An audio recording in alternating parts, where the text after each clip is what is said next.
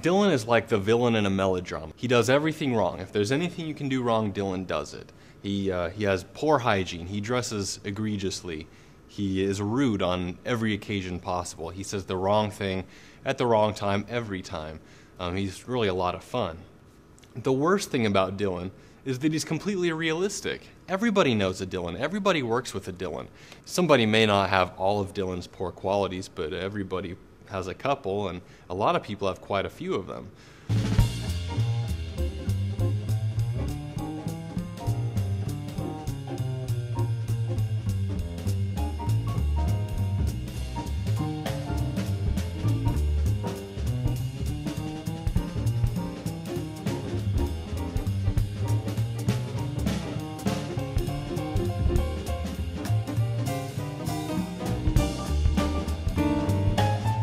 We couldn't just have Dillon doing everything wrong. It was necessary that we taught people how to do things properly too, so we had to create this character named David.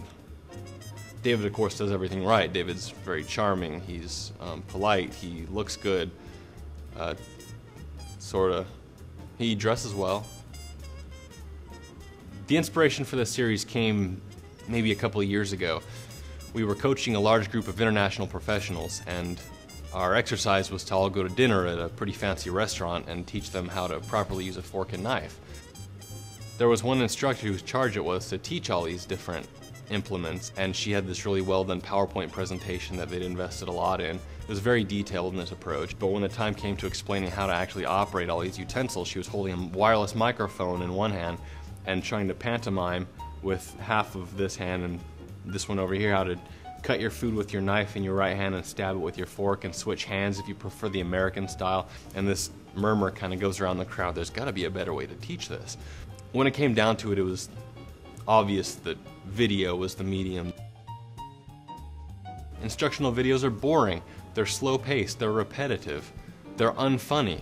We set out to make our video none of these things. First, we packed it full of information. We had a very exhaustive script writing session. It probably took about 3 months to allow us to, incubate information, go back and revise, learn a few things, change them up in the process. Our movie is very fast-paced. I think that a faster delivery of information is going to allow people to focus and not drift off into la la land while they're supposed to be learning things. Our emphasis was certainly to make it funny. I hope we succeeded. I thought it was funny for a long time, and after a very long and arduous post-production process, I've seen this thing 1,000 times. It's completely unfunny to me now. Our target market, we like to say, is everybody. Everybody needs to see this video. In fact, I've said that a number of times already. But we think it's particularly good for students, business students. They go through an internship and hiring process that's pretty exhausting. They have an initial interview. They're expected to dress a very certain way. We teach that. They have a lunch interview, which is not so much to show the appreciation on behalf of the hiring party, but rather to scrutinize and make sure these people know how to behave in polite society. Just about anybody trying to enter the professional workforce is going to want to know what to wear to an interview. Another group that really benefits from our services is HR departments.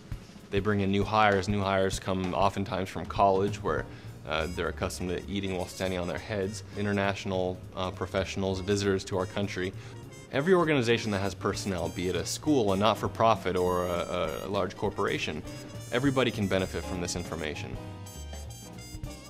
Everybody has people that need polishing.